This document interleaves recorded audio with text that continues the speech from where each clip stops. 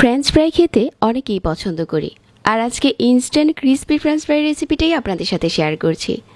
সহজে বানানো যাবে আর খেতেও হবে অনেক বেশি মোচমোচে।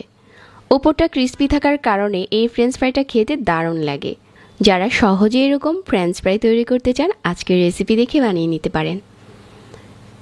ফ্রেঞ্চ ফ্রাই বানানোর জন্য 2টা আলু নিয়েছি। প্রথমে পিলার দিয়ে আলুর খোসাটা ছাড়িয়ে নিচ্ছি। কিচেনে একটা পিলার থাকলে অনেক সহজ হয়ে যায় যে কোনো কিছুর খোসা ছাড়াতে।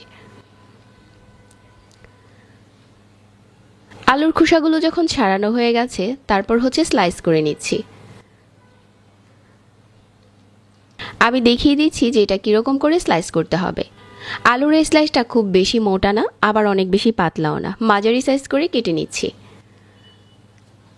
আলুগুলো যখন কাটা হয়ে গেছে, তারপর একটা বাটিতে পর্যাপ্ত পরিমাণের পানি নিয়েছি, আর এই পানির মাঝে আলুটা ধুয়ে নিচ্ছি। ধুয়ে একটা টিস্যু পেপারে নিয়ে নিচ্ছি, যাতে আলুর পানিটা টেনে যায়। উপরে আবারও টিস্যু পেপার দিয়ে মুছে নিচ্ছি, তাহলে সবগুলো আলু শুকনো হয়ে যাবে। এভাবে করে আলুগুলো মুছে নেওয়ার পর একটা বড় কোনো কিছুতে নিয়ে নিতে হবে, যাতে খুব ভালো করে মেশানো যায়। তারপর এখানে দিয়ে দিচ্ছি 2টা ডিম। আপনি চাইলে এখানে একটা ডিমও দিতে পারেন। ডিমটা দেওয়ার পর এখানে 1/4 কাপ দিয়ে দিচ্ছি ময়দা, আর 1 চা চামচ দিয়ে দিচ্ছি চিলি ফ্লেক্স, 1/2 চা চামচ দিয়ে দিচ্ছি মরিচের গুঁড়া, 1/2 চা চামচ দিয়ে দিচ্ছি চাঁদ মশলা, পরিমাণ মতো লবণ, আর 1 টেবিল চামচ কর্নফ্লাওয়ার। সবগুলো উপকরণ দেওয়া হয়ে গেছে। এখন আলুর এই মিশ্রণের সাথে সব কিছু একসাথে মিশিয়ে নিচ্ছি। মেশানো হয়ে গেছে, এখন আমরা ফ্রাই করে নেব। মিডিয়াম আঁচে তেল গরম করে নিয়েছি। তেলটা ভালো করেই গরম করতে হবে, তারপর একটা একটা করে দিয়ে দিচ্ছি।